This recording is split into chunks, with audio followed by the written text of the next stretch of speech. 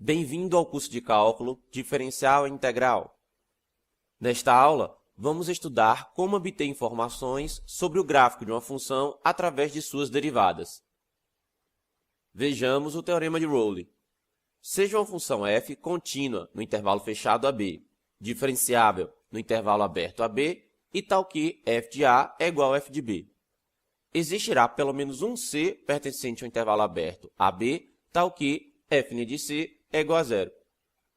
Vejamos uma interpretação geométrica para esse teorema. Perceba que essa função é contínua nesse intervalo, isto é, o gráfico não tem interrupções, saltos ou quebras. Ela é diferenciável no intervalo aberto de A até B, ou seja, perceba que este gráfico não possui bicos ou quinas. E, por fim, f de A é igual a f de B. Nesse contexto, perceba que, pelo menos em um ponto C, vai ocorrer uma tangente horizontal. Ou seja, nós vamos ter um ponto C no qual f' de C é igual a zero. Nesse caso aqui, isso ocorreu em 4 pontos, C1, C2, C3 e C4. A demonstração para esse teorema não será exibida aqui. Eu recomendo que você procure em livros de cálculo. Vejamos agora o teorema do valor médio. Na demonstração deste teorema, é usado o teorema de Rowley, que vimos anteriormente. Entretanto, eu não faria a demonstração aqui. É interessante que você procure em livros de cálculo. Vejamos, então, este teorema. Seja uma função f contínua no intervalo fechado AB e diferenciável no intervalo aberto AB. Existirá pelo menos um C pertencente ao intervalo aberto AB, tal que f' de C é igual a f de B menos f de A sobre B menos A. Vejamos a interpretação geométrica deste teorema. Então, aqui nós temos o gráfico de uma função genérica f. Ela é contínua no intervalo fechado de A até B e diferenciável no intervalo aberto de A até B. Sabemos da interpretação geométrica de derivadas que f' de C representa a inclinação da reta tangente ao gráfico da função no ponto CF de C. Nós também já sabemos que f de B menos f de A sobre B menos A representa a inclinação da reta secante que passa pelos pontos A, f de A, B, f de B.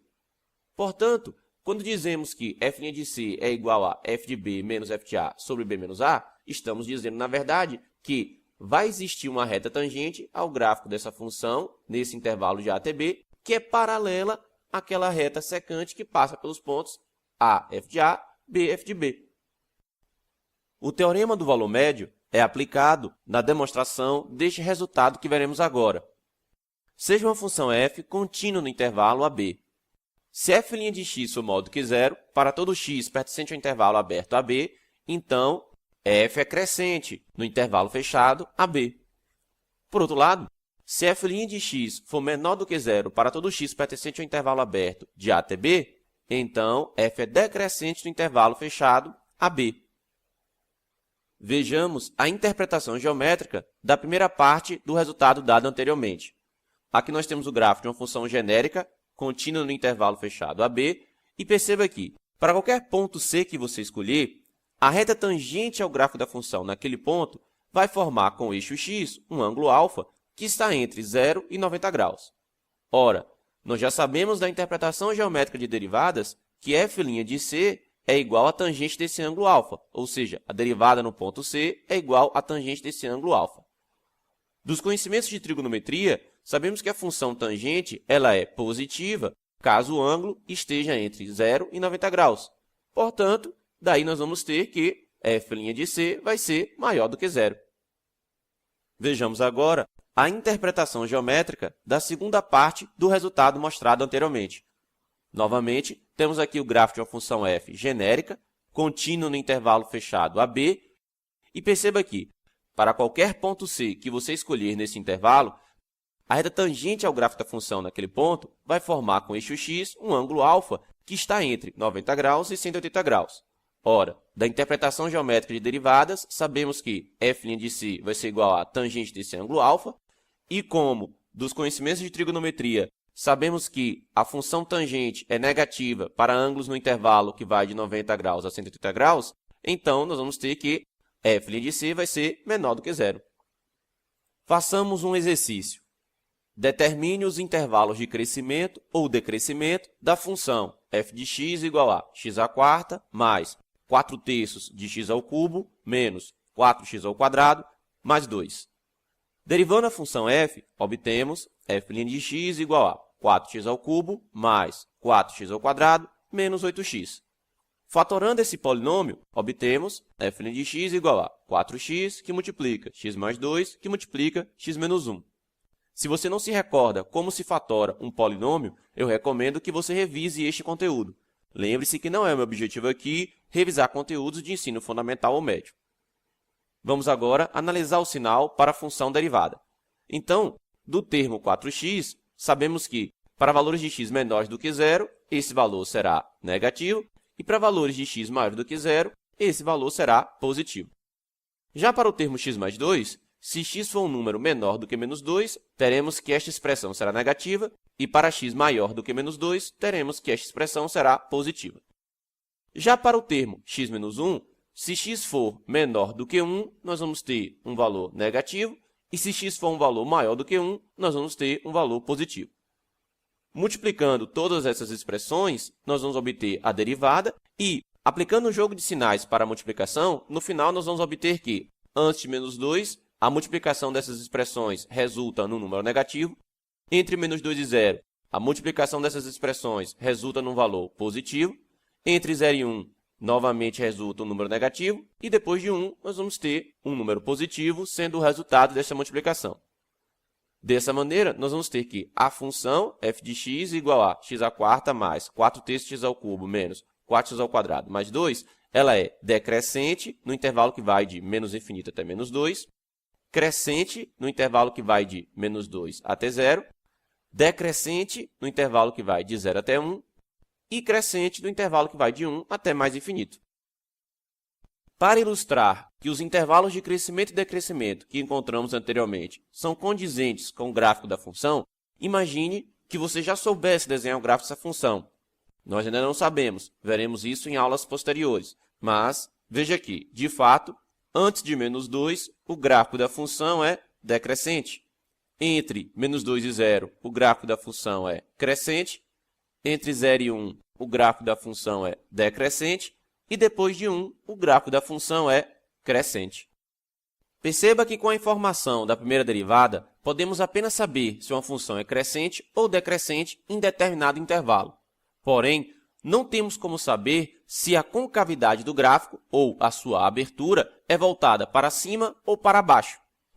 Para poder fazer isso, nós veremos um resultado a seguir. Seja uma função f contínua no intervalo fechado AB.